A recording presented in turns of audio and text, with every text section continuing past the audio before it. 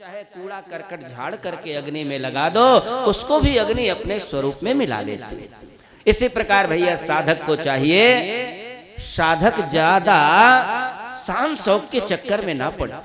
जो कुछ उसके जीवन में भगवत कृपा से प्राप्त हो जाए उसको स्वीकार कर ले, ज्यादा उसको इधर उधर दिमाग नहीं लगाना चाहिए कि अपना स्वरूप उनके ऊपर आरोपित ना कर, उनको अपने स्वरूप में मिला ले। ये मैंने अग्नि से सीखा। एक शिक्षा मैंने चंद्रमा से सीखा। भैया चंद्रमा पूर्णिमा को इतना बड़ा और क्रमशः कृष्ण पक्ष में घटना शुरू हो जाता है। परिवार को थोड़ा घटा, द्वितीया को थोड़ा, अमावस्या को बिल्कुल गायब हो जाता है।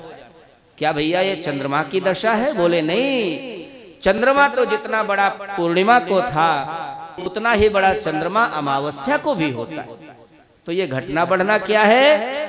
बोले ये चंद्रमा के शरीर, वो भी जाल में फंस गई। कबूतर आया, देखा मेरे बच्चे फंस गए, मेरी पत्नी फंस गई, मैं अकेला जिंदा रह के क्या करूंगा। वो भी आया और वो भी जाल में फंस गए। महाराज जी ने कहा मैंने शिक्षा ले ली। अगर कबूतर चाहता तो अपने आप को बचा सकता था, लेकिन क्यों नहीं बचा पाया? कबूतर की आसक्ति अपने बच्चों पर चली गई, कबूतर की आसक्ति अपने पत्नी पर चली गई, इसलिए बाहर होते हुए भी अपने आप को जानबूझ करके उसने फंसा दिया। प्रेमियों, यही हालत हम और आप लोगों की है। हम लोग संसार में आसक्ति कर बैठे हैं और बारंबार काल रूपी बहेलिया के जाल में फंसते रहते हैं। इसलिए जब जागो तभी सवेरा, अपने आप को पहचानो। ये शिक्षा मैंने कबूतर से सीखा। एक शिक्षा मैंने हरिण से सीखा है। भैया जंगल में हरिण कूदता रहता है, बहुत सुंदर।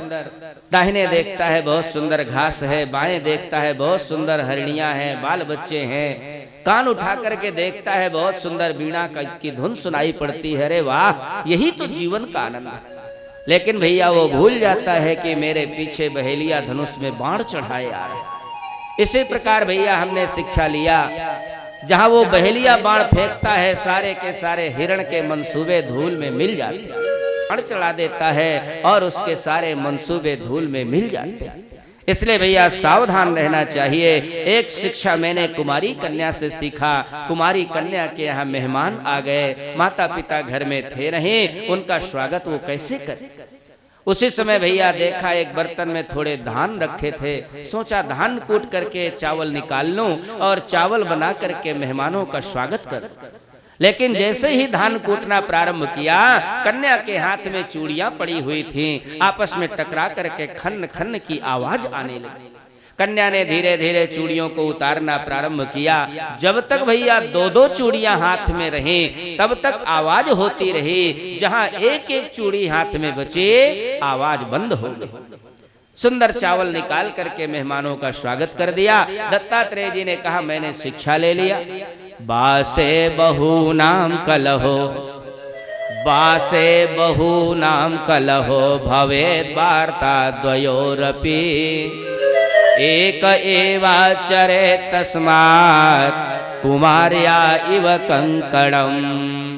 भैया साधक को चाहिए कभी एकाग्रता कि अपने लक्ष्य पर इतना एकाग्र मन से बाण बना रहा था। इतनी बड़ी झमाझम करते हुए बारात निकल करके गई, लेकिन वो बारात को नहीं देख पाया क्योंकि उसका मन अपने लक्ष्य पर केंद्रित था। इसलिए भैया संसार का ये झमाझम महामहोत्सव भी देखते रहो, खूब बढ़िया बाल बच्चों का उत्सव मनाते रहो, खूब छठी छेदन मनाते रहो, खूब आनंद लेते रहो, लेकिन सब कुछ करते हुए अपने लक्ष्य पर केंद्रित रहो। हम क्यों आए हैं, हमें कहाँ जाना है, हमें क्या करना है। जब भी मौका मिले 10 मिनट, आधा घंटा, 1 घंटा एकांत में बैठ करके भगवान का चिंतन करना चाहिए, क्योंकि प्रेमियों वही हमारे सच्चे परमात्मा। महाराज जी ने कहा एक शिक्षा मैंने अपने शरीर से सीखा। शरीर से महाराज जी ने शिक्षा लिया। क्या? लब्ध्वा सुदुर्लभमिदं बहु संभवान्ते, मानुष्यमर्थदमनेत्यमपीह धीरः, तूर्णं यते तनपते धनुमृत्यु यावन्, निःश्रेयसाय विषयः खलु सर्वतः स्यात्। महाराज जी ने कहा भैया मैंने एक शिक्षा अपने शरीर से सीखा, लब्ध्वा सुदुर्लभमिदं बहुसंभवान्ते, इदं बहुसंभवान्ते सुदुर्लभम शरीरम लब्ध्वा। प्रेमियों, ये जो शरीर, कई बार ये बात बताई है, बहुत दुर्लभ है। 84 लाख योनियों में भ्रमण करने के बाद अकारण करुणा वरुणालय की जब असीम कृपा होती है, तब हमें ये मानव जीवन प्राप्त होता है। भैया, मानव जीवन प्राप्त तो हो गया, लेकिन ये हमेशा रहने वाला नहीं है, अनित्य है। पानी केरो बुद बुदा धर्यो आदमी नाम। कहते हैं ये आदम के जमाने का है, आदमी है, पर है कैसा? जैसे पानी का बुल्ला। बरसात हुई, पानी का बुल्ला बना, हवा चली, फट से फूट गए। तो भैया ये अनित्य है, अनित्य होते हुए भी बड़ा अर्थद है। मानुष्यमर्थद मनित्यमपीह धीरः। बड़ा अर्थद है। अर्थद कैसा? इस मानव जीवन से चाहो तो स्वर्ग प्राप्त कर लो, मानव जीवन से चाहो तो भगवान को प्राप्त कर लो, और मानव जीवन से चाहो तो संसार का वैभव प्राप्त करो। स्वर्ग नरक अपवर्ग नसेनी, ज्ञान विराग भक्ति सुख देनी। भैया, जो कुछ चाहो इस मानव जीवन से प्राप्त कर सकते हो। इसलिए तूर्णम यते तनपते धन मृत्यु यावन निःश्रेयसाय विषयः खलु सर्वतः स्यात्। भैया, ये विषय तो सर्वतः सब जगह प्राप्त है। सूकर कुकर की योनि में जाओगे तो भी विषय भोग करने को मिल जाएंगे। इसलिए भैया, विषय भोगों के चक्कर में ना पड़ करके तूर्णम यतेत, जल्दी से पार होने का उपाय करना चाहिए। कब तक? जब तक हमारी मृत्यु हमें अपना ग्रास नहीं बनाती, जब तक मृत्यु देवता हमारे पास में ना आ जाए, उसके पहले पहले हमें पार होने का उपाय कर लेना चाहिए। और यदि हमने नहीं किया, सो परत्र दुख पावई, सिर धोने धोने पछताहि, काल ही कर्म ही ईश्वर ही, मिथ्या दोष लगाए। भैया, फिर मत कहना, फिर मत कहना कुछ कर न सके। ध्यान देना, जिस समय बंदे तेरे मौत की जब आंधी आएगी, न सोना काम आएगा न चांदी आएगी। जिस समय मृत्यु दरवाजे पर आकर आवाज देगी, उस समय फिर कोई तुमको मौका नहीं मिलेगा कुछ करने का। इसलिए जब तक मृत्यु नहीं आ रही, तब तक खूब भजन कर लो, खूब पूजन कर लो, खूब संतों की सेवा कर लो, खूब दान दक्षिणा कर लो। दोबारा ये जीवन में मौका मिले ना मिले कोई गारंटी नहीं। प्रेमियों, बहुत सुंदर और भी आगे बहुत बड़ी बड़ी शिक्षाएं हैं। भगवान उद्धव जी को नाना प्रकार की शिक्षा दे रहे हैं, लेकिन विश्राम का समय आ गया है, इसलिए कथा को यहीं पर विश्राम। उस पहर इसी तरह से सत्संग चलेगा, और बढ़िया उस पहर थोड़ा और जल्दी आने का प्रयास करिएगा। 2-2:30 बजे कथा प्रारंभ हो जाए तो 5 बजे कथा का विश्राम हो जाएगा, और 5 बजे प्रधान यजमान भागवत जी का पूजन करेंगे। हमारे रामाभिराम शरण सेवा धाम के जो भी सदस्य हैं, वो सब लोग भगवान का पूजन करेंगे, भागवत जी का पूजन, सहयोगियों का पूजन करेंगे, और पूजन करके अपना पत्र पुष्प अर्पण करेंगे। आप लोग भी अगर कोई करना चाहे, कोई प्रतिबंध नहीं। हाँ, प्रतिबंध कथा सुनने का है। कथा सुनने जरूर आना, और आकर के जरूर कथा सुनना। और इसके बाद प्रेमियों, जैसा भी प्रोग्राम होगा आगे का, के काम जो आए उसे इंसान कहते हैं। किसी के काम जो आए उसे इंसान कहते हैं। और पराया दर्द जो अपनाए, अपने लिए तो सभी जीते हैं, कभी गैरों के लिए जी के देखा जाए। पराया दर्द जो अपनाए, पराया दर्द जो अपनाए, उसे इंसान कहते हैं। किसी के काम जो आए उसे इंसान कहते हैं।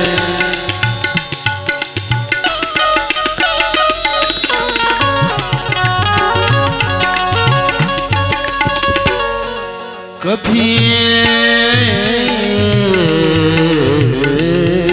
कभी धैर्यवान है कितना, कभी इंसान निर्धन है। कभी धैर्यवान है कितना, कभी इंसान निर्धन है। कभी धैर्यवान कोई पता नहीं कब किसकी समय किसका बदल जाए। कल तक अमीर थे, आज रिक्शा चला रहे हैं। कल तक जो रिक्शा चला रहे थे, आज वो गाड़ी में घूम रहे हैं। कोई नहीं जानता। कभी धैर्यवान है कितना, कभी इंसान निर्धन है। कहीं सुख है कहीं दुख है, इसी का नाम जीवन है। कहीं सुख है, हर चीज के जोड़े बनाए हैं भगवान ने। दिन रात दुख सुख आदि आदि जोड़े। सुख में इतराए नहीं, दुख में घबराए नहीं। अच्छे इंसान की यही पहचान है। कभी दयावान है इतना, कभी इंसान निर्धन है।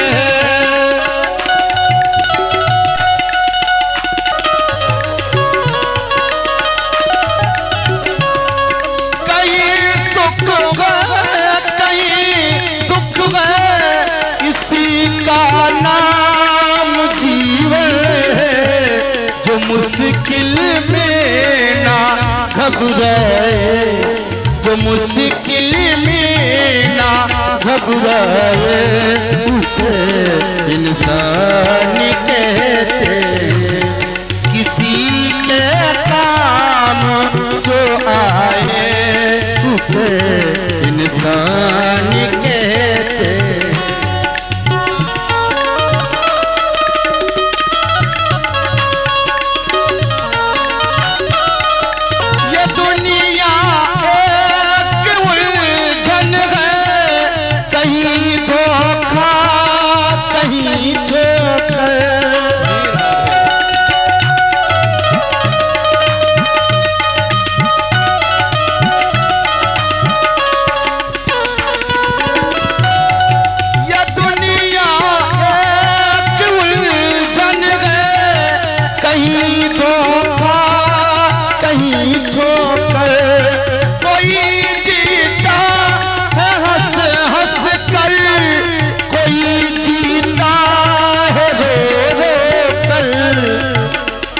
जो गिर कर भी संभल जाए, जो गिर कर भी संभल जाए, उसे इंसान कहते हैं।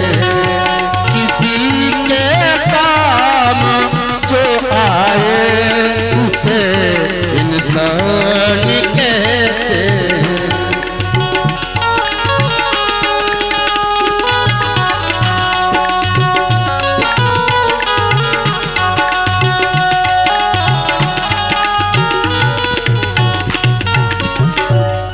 अगर गलती रुलाती है तो राहें भी दिखाती है।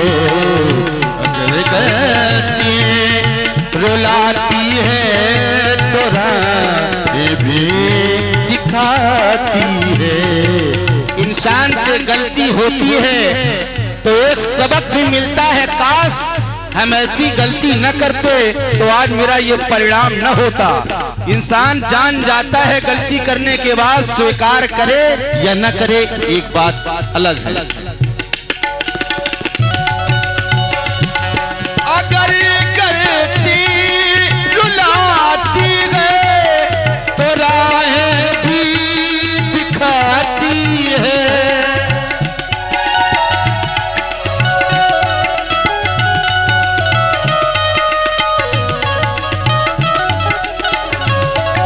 मनुष्य गलती का पुतला है जो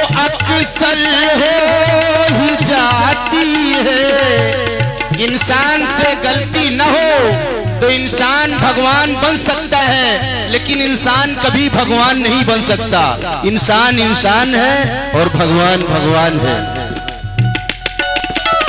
कुछ लोग गलती बार बार करते हैं, गलती एक बार, दो बार, तीन बार, अधिक बार गलती हो रही है तो वो गलती नहीं, एक जबरदस्ती है, एक हठधर्मी है। गलती को मान लेना बहुत अच्छी बात है, गलती को ना मानना बहुत गलत बात है। मनुष्य गलती का पुतला है जो अक्सर हो ही जाती है, लेकिन अच्छे इंसान सुधारे अपनी गलती को, सुधारे अपनी गलती को, उसे इंसान कहते हैं। किसी के काम किसी के काम जो आए उसे इंसान कहते हैं।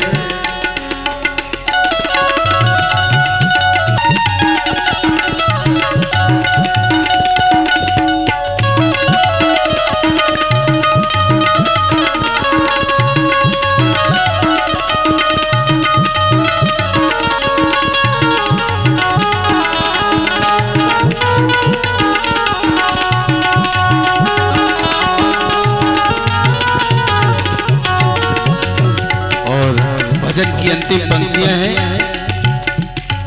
यूं भरने को तो दुनिया में पशु ही पेट भरते हैं, यूं भरने को तो दुनिया में पशु ही पेट भरते हैं।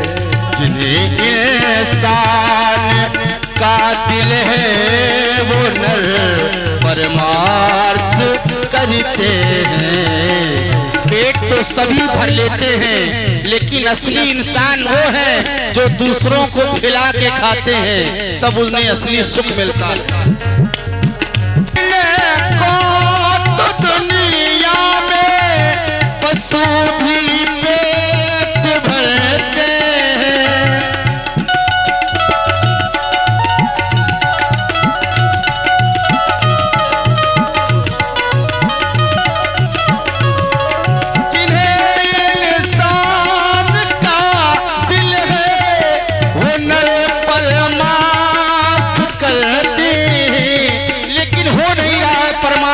से क्यों?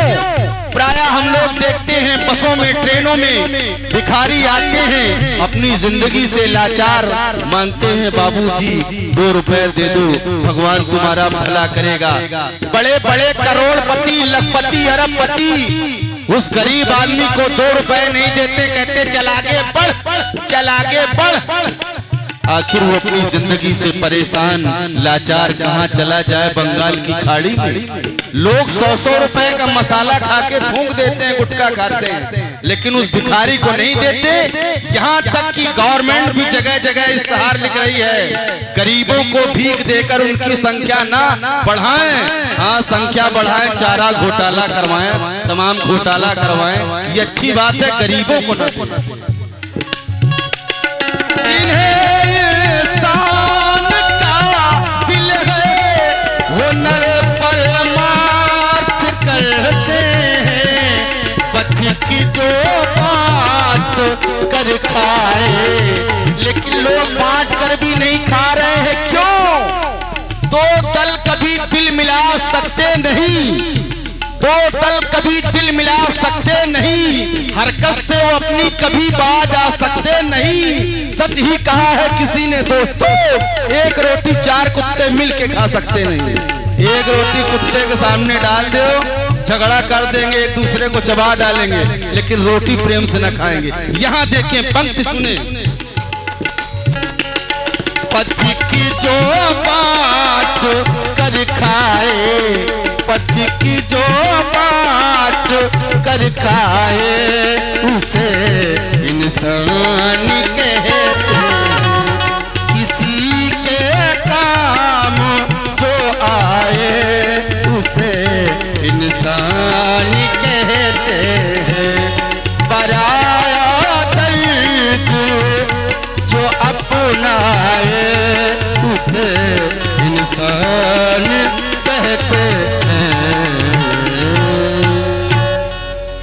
बोले भागवत भगवान की जय। बोले सब संतन की जय। जय। दोपहर का विश्राम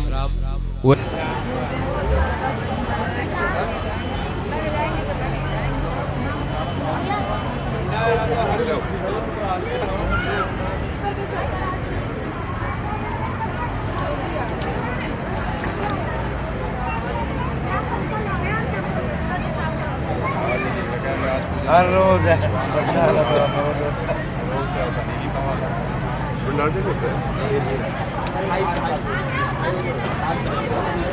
परं किमपि तत्त्वमहं न जाने।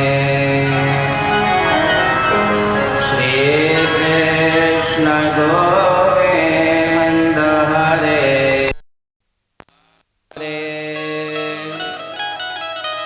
हे नाथ नारायण वासुदेव जिहवे पिबस्वामृतमेतदेव गोविन्द दामोदर माधवेति। बोलिए राधा कृष्ण भगवान की जय। श्री कृष्ण जय श्री राधे। जय श्री राधे। जय श्री कृष्ण। जय श्री कृष्ण। जय श्री राधे। जय श्री राधे। जय श्री कृष्ण। जय श्री कृष्ण। जय श्री राधे। जय श्री राधे। जय श्री कृष्ण। जय श्री कृष्ण। जय श्री राधे। जय श्री राधे। जय श्री कृष्ण। जय श्री कृष्ण। जय श्री राधे। जय श्री राधे। जय श्री कृष्ण। जय श्री कृष्ण। जय श्री राधे। जय श्री राधे। बोलिए राधा कृष्ण भगवान की जय। श्री गणेशाय नमः। श्री गुरुचरण कमलेभ्यो नमः। ॐ नमो भगवते वासुदेवाय।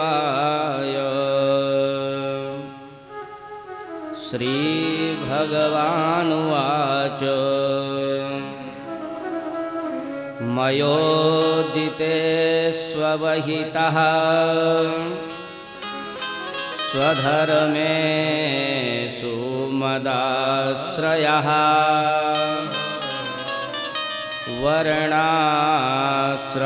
वर्णाश्रमकुलाचार मकामात्मा समाचरेत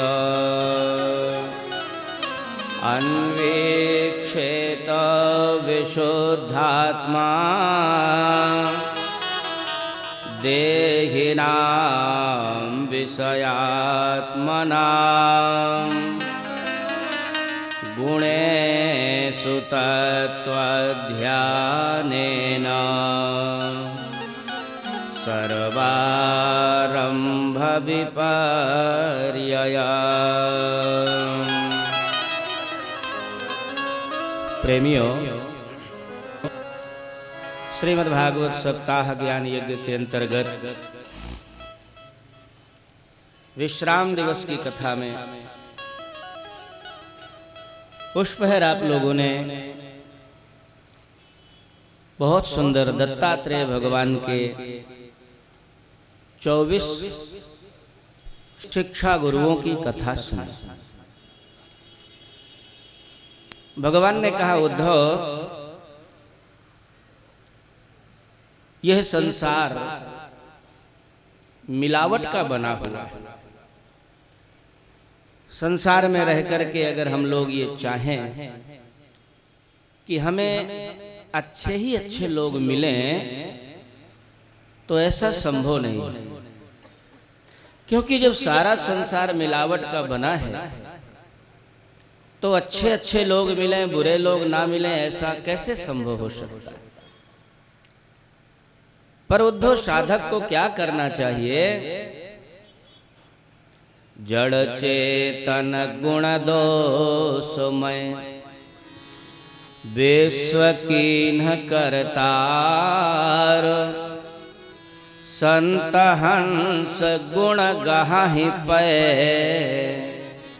परिहरि बारि विकार। भगवान ने कहा, उद्धव, जड़ चेतन गुण दोषमय विश्व कीन्ह करतार। जितना ये जड़ चेतन दिखाई पड़ रहा है सबको भगवान ने मिलावट का बनाया है। ना तो संसार में अच्छाई ही अच्छाई है और ना ही संसार में बुराई ही बुराई है।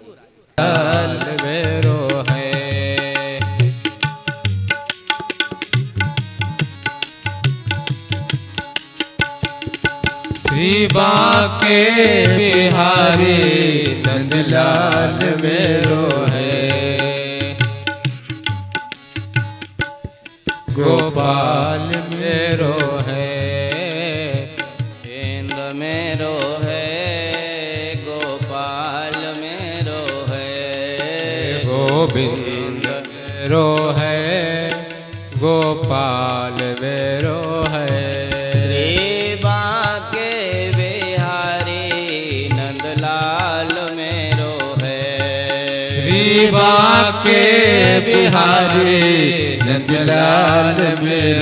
है, बांके बिहारी नंदलाल मेरो है, श्री बांके बिहारी नंदलाल मेरो है, गोविंद मेरो है, गोपाल मेरो है, गोविंद मेरो है, गोपाल मेरो है, गोविंद मेरो है, गोपाल मेरो है, गोविंद। हमें गुण को ग्रहण कर लेना है और बुराइयों का त्याग कर देना है, गुणग्राही बनना है। हर जगह जहां जहां से भी गुण दिखाई पड़े वहां से गुण लेना है और बुराइयों का त्याग करना है। इसके अलावा स्वधर्मेषु मदाश्रयः, भगवान कहते हैं, उद्धव, हमेशा अपने अपने धर्म का पालन करना चाहिए। और संसार का प्रेमियों, ये जितना प्रपंच दिखाई पड़े इसको स्वप्ना के समान मानने का अभ्यास करना चाहिए। सुप्तस्य विषयान लोको ध्यायतो वा मनोरथः, क्योंकि वास्तव में ये जितना जो कुछ भी संसार का प्रपंच दिख रहा है ये वास्तव में एक स्वप्ना के ही समान है। बैठ जाओ अम्मा, बैठ जाओ। स्वप्ने हो ही भिखारी नृप, रंक नाकपति हो ही, जागे हानि न लाभ कछो, जिम प्रपंच जग जोय। जैसे भैया कोई एक रिक्शा चलाने वाला दिन भर का थका हुआ अपने रिक्शा में पैर फैला करके सो गया और सोते सोते उसने देखा मेरा बहुत बढ़िया मकान बन गया, 2-2 4-4 फर्स्ट क्लास इनोवा गाड़ी खड़ी हैं, 4-4 5-5 नौकर चाकर लगे हैं और पड़े पड़े खूब खुश हो रहा है। लेकिन जहां उसकी नींद टूटी तो वही फटा पैजामा, वही फटी शर्ट, लेकिन उसको कोई हर्ष विषाद नहीं हुआ, ना कोई दुख हुआ ना कोई सुख हुआ। क्यों? क्योंकि उसको ये मालूम है कि मैं ये स्वप्न देख रहा था। सुख और दुख तो तभी होता है जब हम उसको सत्य मान लेते हैं। अगर हम उसी प्रकार स्वप्न के समान संसार के प्रपंच को समझ लें कि ये मिलना बिछुड़ना, सुख दुख का आना, अमीरी गरीबी का आना, ये सब एक स्वप्न के समान है, तो भैया स्वप्न वाली चीज में कोई हर्ष विषाद नहीं होता है। लेकिन हम तो इस संसार को और संसार के प्रपंच को सत्य माने बैठे। यही लगता है कि हम वही हैं जो आज से 50 साल 20 साल पहले थे। यही लगता है हमारा जितना जो कुछ दिखाई पड़ रहा है ये कभी नष्ट नहीं होगा, हमेशा ऐसे ही बना रहेगा। जहां ये सत्य मान लेते हैं वहीं से हमें दुख होने लगता है। वही भगवान ने कहा, उद्धव साधक को चाहिए संसार के प्रपंच को स्वप्नवत मानते हुए कर दिया। महाराज एक बात समझ में नहीं आती, संसार और शरीर एक जाति का है, आत्मा और परमात्मा एक जाति के। तो यह जीवात्मा जब आत्मा नित्य मुक्त है, परमात्मा के बंधन में नहीं है, तो इसी प्रकार जीवात्मा को भी नित्य मुक्त होना चाहिए। तो पर महाराज ये जीवात्मा बंधनों में क्यों बंधा हुआ है?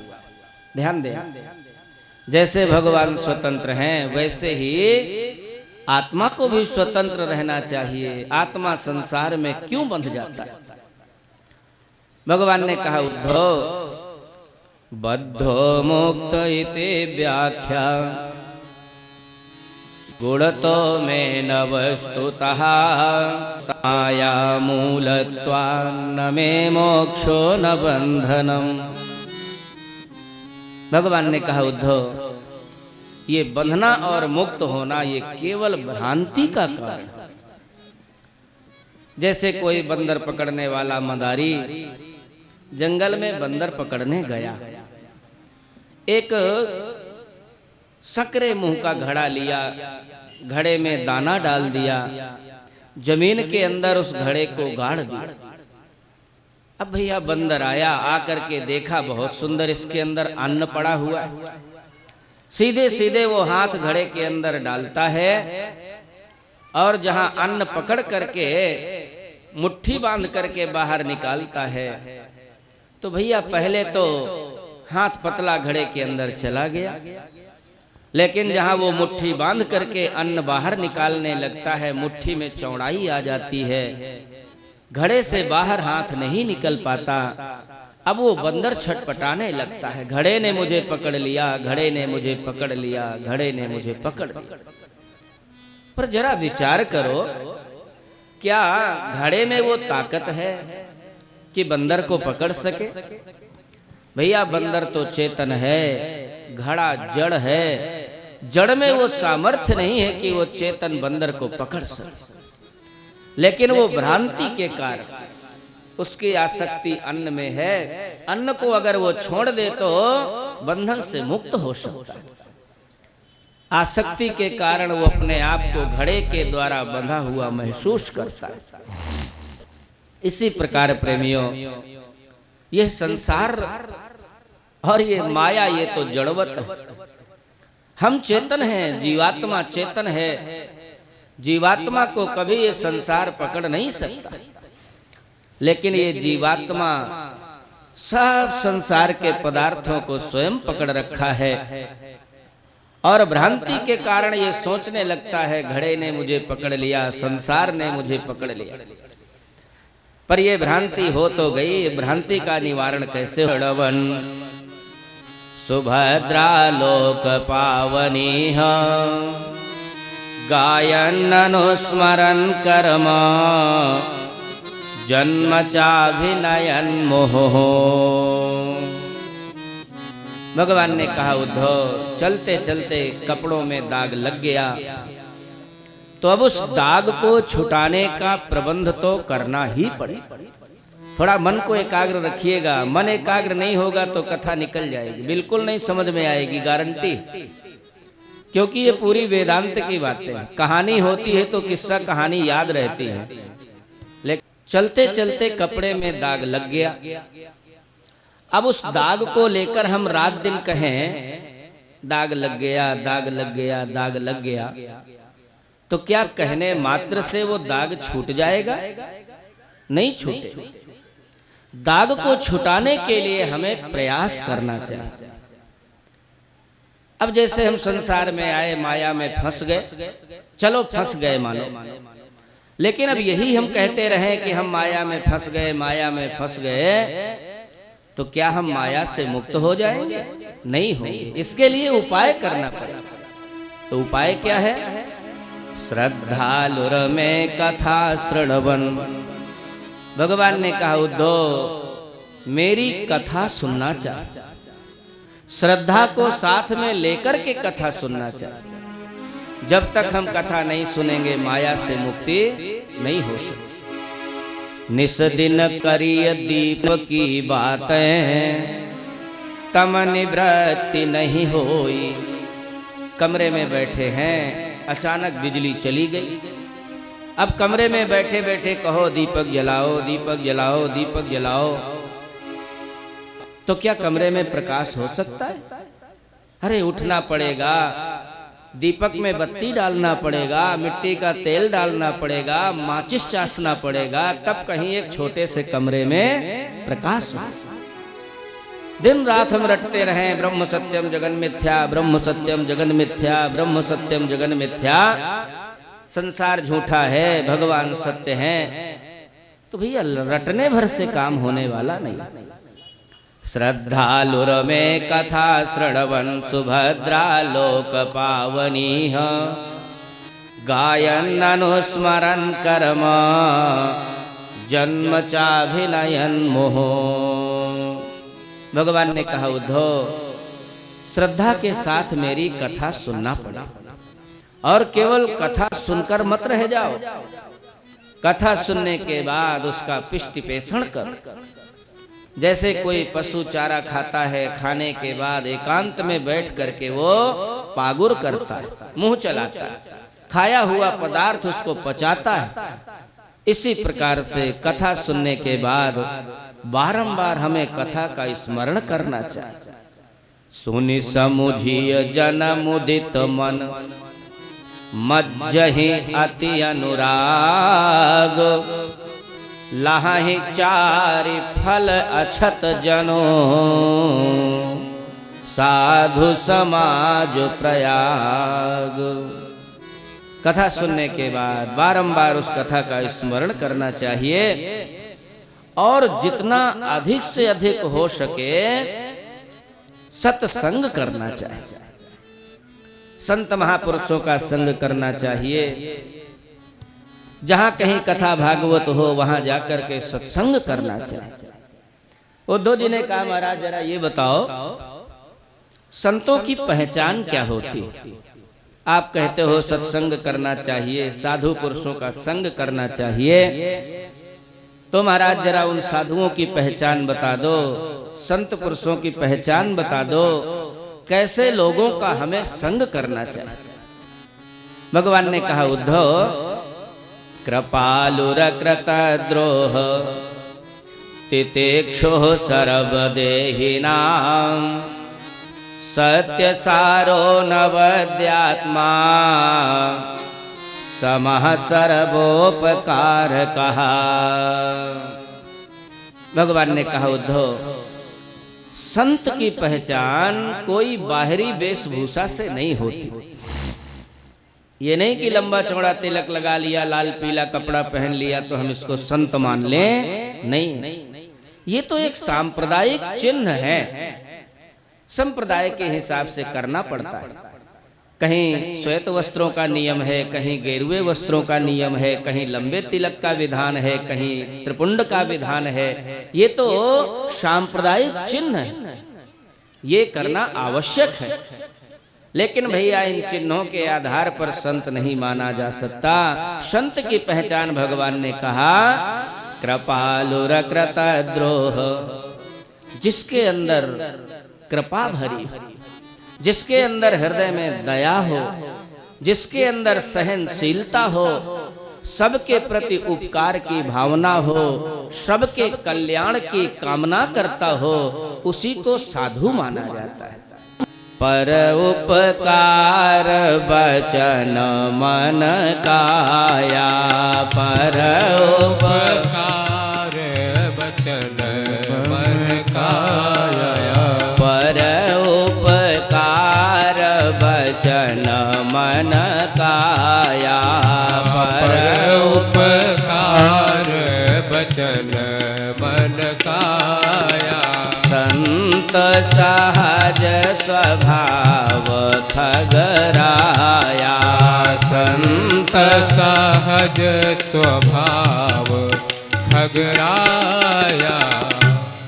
भगवान ने कहा उद्धव, जो संत होता है अमानी मान दाह कल्पो मैत्रः कारुणिकः कविः, सच्चा जो संत होगा कभी अपने मान सम्मान की चिंता नहीं करता। सब ही मान प्रद आप अमानी, सच्चा जो संत होगा चाहे वो स्त्रियों में हो चाहे पुरुषों में है, संत का मतलब जिसका स्वभाव ऐसा हो जाए, कभी अपने सम्मान की चिंता न करना, सभी की सेवा करना, सभी का कल्याण की कामना करना, सभी के प्रति उपकार की भावना रखना, अप्रमत्तो गभीरात्मा, कभी संत के अंदर उद्विग्नता नहीं आती, किसी प्रकार का प्रमाद नहीं आता है, हमेशा शांत चित्त होता है और संत बराबर भगवान का चिंतन करता है। ऐसा जो संत होता है ऐसे ही संतों की शरण ग्रहण करनी चाहिए। उद्धव, ऐसे जो मेरे संत होते हैं व्यक्ति के जीवन को परिवर्तित कर देते हैं। ऐसे संतों का संग करने से प्रेमियों जीवन बदल जाता है, कहां से कहां जीवन पहुंच जाता है। एक बहुत छोटी सी बात, एक संत जी थे, उनका नियम बना हुआ था एक ही घर में जाकर के नारायण हरि की आवाज लगाते और जो कुछ उस घर से मिल जाता था उसी में अपना जीवन बिताते थे, पूरा दिन बिताते थे। दूसरे दिन दूसरे घर में मांगते थे, तीसरे दिन तीसरे घर में, एक घर में एक दिन केवल भिक्षा मांगते थे, वो भी एक बार। एक दिन संत जी गए भिक्षा मांगने के लिए, एक घर में आवाज लगाई, नारायण हरि नारायण हरि। भैया उस घर की जो महिला थी, देहात का वातावरण था, देहात का निवास था, और गांव में ऐसा आप लोग देखे होंगे, एक मिट्टी के बर्तन में मिट्टी घोल करके और कपड़ा डाल करके दीवाल में पोता लगा रही थी। उस घर की महिला दीवाल पोत रही थी। एक बार तो उसने संत की वाणी को सुना ही नहीं। संत का नियम था एक दिन में एक ही घर में भिक्षा लेते थे।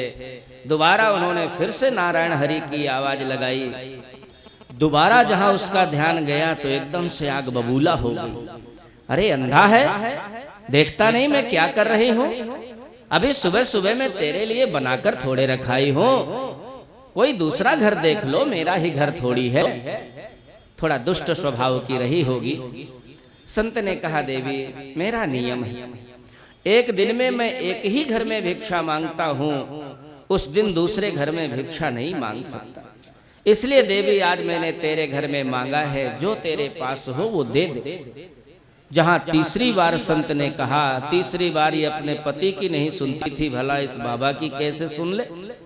वही हाथ में पत्ता जो लिए थी धड़ाम से साधु की छाती में फेंक के मारा, ले जा दुश्मन, इसी के पीछे पड़ा। संत जी ने वो पत्ता उठाया और उठा करके कहा, देवी तूने बहुत अच्छी वस्तु दिया, बहुत जल्दी तेरे घर में नाती खेलेगा, पोता खेलेगा। ये है संत की उदारता। वो तो पोता चला करके मार रही है छाती में और संत उसको आशीर्वाद दे रहे हैं, बहुत जल्दी तेरे घर में नाती खेलेगा, पोता खेलेगा। संत जी उस पोता को लेकर के गए, नदी में धोया, धो करके दो टुकड़े बनाए। एक टुकड़ा मोड़ करके ठाकुर जी के नीचे आसन बिछा दिया और एक टुकड़ा की बत्ती बना करके दीपक में डाल दिया। आज प्रेमियों जड़ पोता चेतन बन करके हम लोगों को उपदेश देने लगा। धन्य है सतपुरुषों का संग, धन्य है सतपुरुषों का संग, बदल देता जीवन का रंग, बदल देता जीवन का रंग। अपने वो पूर्वम करूं कर्म अति नीच, सड़ता था मैं रात दिन एक हंडी के बीच। निकलूं जब हंडी के बाहर, मारूं जीव हजार। बुरी जगह पर फेंका जाऊं, जहां जूठन थूक अपार। कर्म होते थे नित बेढंग, कर्म होते थे नित बेढंग। धन्य है सतपुरुषों का संग, धन्य है सतपुरुषों का संग। अब क्या हो गया? अर्ध अंग मम हुआ कृतारथ, पहुँचा विष्णु समीप। आधा अंग करे पर स्वार्थ, बन द्वारे का दीप। अंधे और अपंग सुखी हो, अंधे और अपंग। धन्य है सतपुरुषों का संग, धन्य है सतपुरुषों का संग। भैया वो पोता जड़ होते हुए चेतन हो गया, और चेतन बन करके हम लोग जो चेतन होकर के जड़ बने बैठे हैं, हम लोगों को उपदेश देने लगा। चेतन प्राणी आंख खोल कर मेरी दशा निहार। जाकर लगो संत चरणन में, लेंगे तुम्हें उबार। अरे फिर क्यों न करे सत्संग, अरे फिर क्यों न करे सत्संग। धन्य है सतपुरुषों का संग, धन्य है सतपुरुषों का संग। प्रेमियों, भगवान ने कहा उद्धव, सत्संग से जितना जल्दी मैं प्राप्त होता हूँ जीव को, उतना जल्दी और किसी साधन से प्राप्त नहीं होता। नरोधयति माम योगो, न सांख्यम धर्म एव च, न स्वाध्यायस्तपस्त्यागो, नेष्टापूर्तम न दक्षिणा। प्रसन्न नहीं होता, उतना जल्दी तपस्या करने से प्रसन्न नहीं होता, उतना जल्दी योग साधना करने से प्रसन्न नहीं होता, उतना जल्दी तीर्थों की यात्रा करने से प्रसन्न नहीं होता, उतना जल्दी दान करने से प्रसन्न नहीं होता, जितना जल्दी मैं सत्संग से प्रसन्न हो जाता। भगवान ने कहा सत्संगे नहीं दैते या तो धाना मृगाह खगाह। सत्संग के द्वारा मुझे पशुओं ने प्राप्त कर लिया, हाथी आदि। सत्संग के द्वारा मुझे पक्षियों ने प्राप्त कर लिया, गिद्धराज जटायु जैसे। भगवान ने कहा उद्धव, जितना जल्दी मैं सत्संग से प्राप्त होता हूँ, उतना जल्दी और किसी साधन से प्राप्त नहीं होता। उद्धव जी ने एक बात बहुत बढ़िया पूछ ली, महाराज, जब हम किसी कथा में बैठते हैं या संतों का संग ग्रहण करते हैं, उस समय तो हमें लगता है हम बहुत योग्य हो गए, बहुत बड़े ज्ञानी बन गए। लेकिन जहां वो कथा से बाहर गए तो कथा में सुनी हुई बातें सब यहीं छोड़ करके बाहर फिर से प्रपंच में घुल मिल जाते। तो महाराज ये कारण क्या है? सत्संग की सुनी हुई बातें हृदय में टिकती क्यों नहीं? बहुत बढ़िया प्रश्न है, विचारणीय प्रश्न है कि भैया हम इतने दिनों से भागवत सुनते आ रहे हैं। लोग कहा करते हैं कि महाराज मैंने 108 भागवत सुन डाली, अरे 108 नहीं चाहे 1000 सुन डालो, जब तक हृदय का प्रपंच नहीं जाएगा तो सुनने भर से काम नहीं चले। तो महाराज उद्धव जी ने पूछा, कथा में सत्संग में सुनी हुई बातें हृदय में टिकती क्यों नहीं, इसका कारण क्या? भगवान ने कहा, उद्धव, मूल्यवान वस्तु को रखने के लिए मूल्यवान पात्र की जरूरत होती। तिजोरी होगी तभी वो हीरे का हार सुरक्षित रह सकता है। तो भैया ये सत्संग में जो सुनी हुई बातें हैं, सत्संग जो होता है ये हीरे के समान मूल्यवान होता है। अब इसको रखने के लिए अगर हमारे हृदय में तिजोरी नहीं होगी तो भैया ये हृदय में टिक नहीं पाएगा सत्संग। ध्यान रखना, चाहे जितनी कथा सुनना। तो महाराज जरा बता दो हृदय में तिजोरी कैसे बने। भगवान ने उसके लिए यहाँ 10 साधन बताए।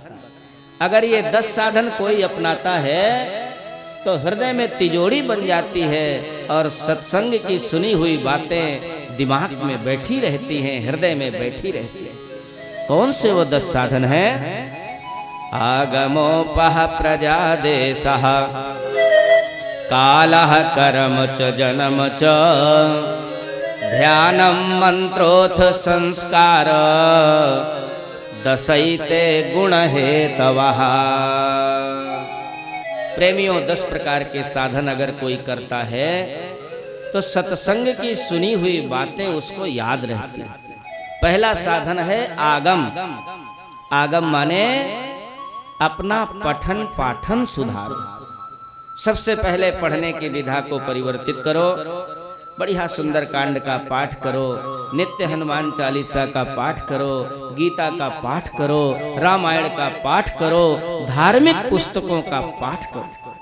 भैया ये पठन पाठन सुधारोगे तो हृदय में सतोगुण की वृद्धि होगी, तमोगुण और रजोगुण का नाश होगा। और अगर आजकल के मन चले लड़के लड़कियों के तरीके, तकिया के बगल में कहीं उपन्यास पढ़ने की आदत डाल लिया तो भैया जितना सतोगुण है वो तो रसातल में चला जाएगा, तमोगुण और रजोगुण का बोलबाला हो जाएगा। तो पहला है हृदय को सतोगुणी बनाने के लिए आगम, अपना पठन पाठन सुधार। और दूसरा उपाय है अपाह। अपाह माने खान पान। सभी को अपना खान पान सुधारना चाहिए। आजकल समाज सुधारक कहते हैं, अरे खाने पीने में क्या रखा है, जैसा पाओ, जिसका पाओ, जिस तरह से पाओ खाओ, मौज मस्ती करो। पर भैया जरा विचार करो, जैसा खाए अन्न वैसा बने मन, जैसे पीवे पानी वैसे बने बानी। जैसा अन्न खाओगे वैसा ही वो अन्न रक्त बन करके हमारी बुद्धि बनाए। इधर उधर का चोरी चमारी का अन्न खाओगे तो बुद्धि भ्रष्ट हो जाएगी। पवित्रता से अन्न खाओगे तो बुद्धि पवित्र रहेगी। इसलिए अपना खान पान सुधारना चाहिए। तीसरा साधन है प्रजा। प्रजा माने समाज। हम कहाँ बैठते हैं, किसके पास बैठते हैं, कैसे कैसे लोगों से हमारी संगत। संगत का अपने निरीक्षण करना चाहिए। क्योंकि भैया हमने कई बार बताया, जन्मजात कोई जुआड़ी नहीं होता, जन्मजात कोई बालक शराबी नहीं होता। शराबियों के पास बैठने लगा, अरे ले भैया एक पैक लगाओ, देखो क्या मस्ती आती है। धीरे धीरे वो शराब पीने लगता है। जुआड़ियों के पास बैठ गया, बेगम में लगाओ 5 के 10 पाओ, धीरे धीरे वो जुआड़ी हो जाता है। भैया जन्मजात कोई जुआड़ी शराबी नहीं होता, ये संगत का असर।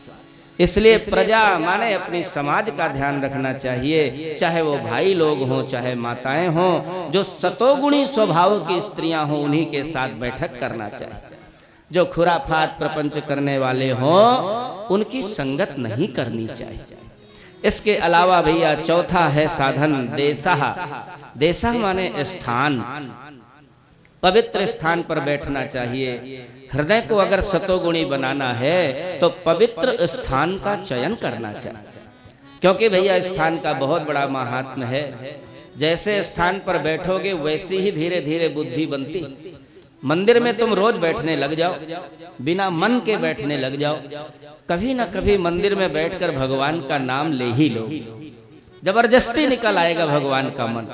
अब कहीं मधुशाला में बैठने लग जाओ तो नहीं भी पीते होगे तो कभी ना कभी पीने का मन हो ही जाए। इसलिए स्थान का महत्व रखना चाहिए, पवित्र स्थान में बैठना चाहिए। थोड़ा सा समय है तो कोई मंदिर हो पास में, मंदिर में निकल गए, अथवा अपना घर में ही ठाकुरबाड़ी बना करके और घर में ही ठाकुरबाड़ी के पास बैठ, स्थान का ध्यान रखो। और इसके अलावा कालह, कालह माने समय का आदर कर। ये बात भी भागवत में कई बार कही गई है। सभी को ब्रह्म मुहूर्त में उठना चाहिए, ब्रह्म मुहूर्त में उठ करके स्नान ध्यान करके भगवान का चिंतन करना चाहिए। भैया कालह, समय का ध्यान रखना चाहिए। ये काल है कौन? अंतः पुरुष रूपेण काल रूपेण यो वही, वही परमात्मा अंदर जो चेतन रूप से विराजमान है, वही परमात्मा बाहर समय से रूप से विराजमान। जिस समय समय बिगड़ता है, लोग कुंडली लेकर आचार्यों के पास जाते हैं, पंडित जी मेरा समय साथ नहीं दे रहा। अरे भैया, जब तुमने समय का साथ नहीं दिया, ना समय से उठे, ना समय से नहाया, ना समय से पूजन किया, ना समय से दुकान खोला, ना समय से ड्यूटी गए, जब तुमने समय का आदर नहीं किया तो समय तुम्हारा आदर कैसे करे? इसलिए भैया सतोगुण को बढ़ाने के लिए कालह, समय का आदर करो। कर्म, अपने कर्मों की निगरानी रखो। हर चीज का हिसाब किताब लोगों के पास रहता है। 2007 में इतनी आमदनी हुई, इतना खर्चा हुआ। 2008 में इतनी आमदनी हुई, इतना खर्चा हुआ। घर के काम में इतना खर्चा, गैस में इतना खर्चा, बिजली के बिल में इतना खर्चा, दूध में इतना खर्चा, पूरा हिसाब सबके पास रहता है। लेकिन भैया आज दिन भर में मेरे कौन से कर्म खराब हो गए और कौन से कर्म अच्छे हुए, इसका हिसाब किसी के पास नहीं रहता। और रहेगा भी तो अच्छे कर्मों का हिसाब भले ही वो रख ले। आज मैंने भागवत सुनी 3 घंटे बैठ के, आज वहां जाकर मैंने 10 रुपया चढ़ाया, अच्छे कर्मों का हिसाब भले ही रख ले, लेकिन कौन से गलत कर्म हो गए इसका हिसाब किसी के पास नहीं रहता। इसलिए जिस समय रात्रि में विश्राम करो, सुबह से शाम तक के अपने कर्मों का निरीक्षण करो। और अगर कोई अच्छा कर्म हुआ है उसके लिए भगवान को धन्यवाद दो। बुरा कर्म अगर हो गया है अज्ञानता के कारण, अनजान में, तो भगवान के चरणों को प्रणाम करके प्रायश्चित करो। प्रभु अब दोबारा ये कर्म मेरे से नहीं होगा, इतनी गलती दोबारा नहीं करूंगा। इसके अलावा प्रेमियों, जन्मकालिक संस्कारों को सुधारो। कोई घर में जन्मोत्सव हो, कोई बच्चे का जन्म हो, तो बढ़िया अखंड रामायण बिठाओ, अखंड कीर्तन करवाओ, अष्टप्रहरी कीर्तन करवाओ, सुंदर कांड का पाठ करवाओ, रुद्राभिषेक करवाओ, बढ़िया मांगलिक चीजें कराओ। उससे भैया होगा क्या? आपका भी सतोगुण बढ़ेगा और आने वाला वो जो बच्चा है जिसका जन्मोत्सव मना रहे हो, उसके हृदय में भी सतोगुण का बीज पड़ जाए। और भैया आजकल अगर नाना प्रकार के उपद्रव घर में डीजे बजवाने लगे या और फिल्मी गीत या कोई ऐसे ही करने लगे, तो भैया उससे जितना भी गुण है वो समाप्त हो जाता है। इसके अलावा ध्यान करो तो केवल परमात्मा का ध्यान करने के योग्य केवल परमात्मा है। जब भी 2 मिनट 4 मिनट 5 मिनट मौका लगे ध्यान करना चाहिए। और मंत्र का जप करो तो ऐसे मंत्रों का जप करो जिससे हमारा भी और समाज का कल्याण हो सके। साबर मंत्र आजकल जो बहुत चलते हैं, किसी को मूठ मार देना, किसी की गाय भैंस मार देना, किसी के ऊपर वशीकरण कर देना, किसी को पागल बना देना, भैया इन मंत्रों से ना तो हमारा कल्याण होने वाला है और ना समाज का कल्याण होने वाला है। इसलिए मंत्र भी यदि तैयार करो तो ऐसे मंत्र तैयार करो जिनसे हमारा भी कल्याण हो और उन मंत्रों से हम समाज का कल्याण कर सकें। ऐसे मंत्रों का अभ्यास करना चाहिए। उद्धव अगर ये कोई 10 साधन करता है तो उसका हृदय सतोगुणी हो जाता है। और जब हृदय सतोगुणी होगा तो सत्संग में सुनी हुई जो बातें हैं वो उसके हृदय में टिकने लगेगी। और जब वो हृदय में सत्संग की बातें टिकेंगी तो धीरे धीरे वो मेरा भक्त हो जाएगा। भगवान कहते हो उद्धव मेरा भक्त मुझे बहुत प्रिय होता है। भक्त के समान भगवान को दूसरा कोई प्रिय नहीं। भगवान कहते हैं मेरा जो भक्त होता है बड़ा निष्काम होता है। अगर मैं स्वयं अपने भक्त से कहूं कि तुम मेरी भक्ति छोड़ दो मैं तुम्हें ब्रह्मा बना दूं, तुम मेरी भक्ति छोड़ दो मैं तुम्हें इंद्र बना दूं, तो भैया वो सारे के सारे प्रलोभन ठुकरा देता है, लेकिन वो मेरी भक्ति छोड़ना स्वीकार नहीं करता। आत्मयो निर्न शंकरः न च शंकरषणो न श्रेय नैवात्मा यथा भवान। भगवान कहते हैं उद्धव, न तथा में प्रियतम आत्मयोनि। भगवान कहते हैं उद्धव, जितना मेरा भक्त मुझे प्यारा होता है उतना मेरा सगा बेटा ब्रह्मा प्यारा नहीं। ध्यान दें, भगवान ब्रह्मा नारायण भगवान के सगे बेटा। विराट भगवान की नाभि से कमल हुआ, कमल से पहले ब्रह्मा ही तो उत्पन्न हुए। तो भगवान कहते हैं इतना सतोगुणी है मेरा बेटा ब्रह्मा, लेकिन वो ब्रह्मा भी मुझे उतना प्यारा नहीं है जितना प्यारा मुझे भक्त होता। न तथा में प्रियतम आत्मयोनिर्न शंकरः। भगवान कहते हैं उद्धव, शंकर भी मुझे उतना प्यारा नहीं, जबकि शंकर में सारे ही गुण है। वैष्णव नाम यथा शंभु, वैष्णव में सर्वश्रेष्ठ वैष्णव भक्त शंकर हैं, लेकिन भगवान कहते हैं शंकर भी मुझे उतना प्यारा नहीं है जितना उद्धव तुम मुझे प्यारे। अरे केवल शंकर ही नहीं, अच्छा शंकरषण, मगर ये कहो कि दाऊ भैया बहुत प्यारे होंगे, तो दाऊ दादा भी मुझे प्यारे नहीं है। अरे यहाँ तक दूसरे के कौन कहे, मेरी पत्नी लक्ष्मी भी मुझे उतनी प्यारी नहीं है जितना कि प्यारे मेरे भक्त होते। तो कर लेता है। लोग मुझसे पूछते हैं आप संसार में अवतार क्यों लेते हो? अगर मैं सच्ची सच्ची बताऊं तो मैं संसार में अवतार इसलिए लेता हूं कि इन भक्तों के चरणों की रज मेरे सिर में पड़ जाए और मेरा जीवन धन्य हो जाए। विचार, भक्तों के चरण धूल ग्रहण करने के लिए भगवान कितने लालायित हैं। कहते हैं मैं भक्तों के पीछे पीछे इसीलिए दौड़ता हूं कि चरणों की धूल उड़ करके मेरे सिर में पड़ जाए और मेरा जीवन धन्य हो जाए। भगवान इतनी भक्तों की महिमा का वर्णन किया। भगवान ने कहा उद्धव, ऐसे तो सारे संसार में पूरे ब्रह्मांड में मैं व्याप्त हूं, लेकिन भैया सारे संसार की पूजा कौन कर पाए?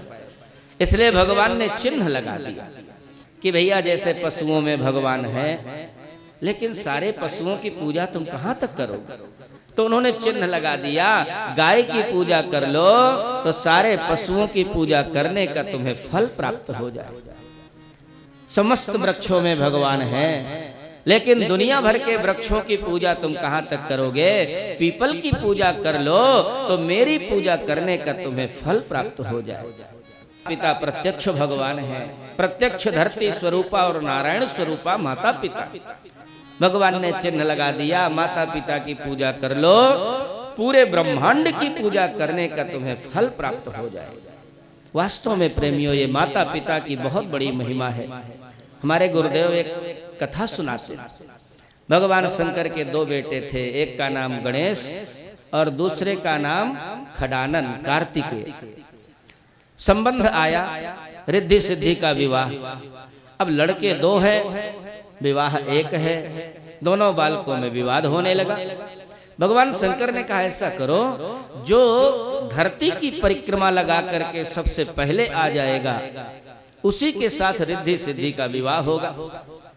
खडानन जी का वाहन तो मोर था, मोर में बैठे और बैठ करके उड़ चले धरती का परिक्रमा लगाने के लिए। भैया गणेश जी अपना चुपचाप बैठे रहे। भगवान शंकर ने कहा क्यों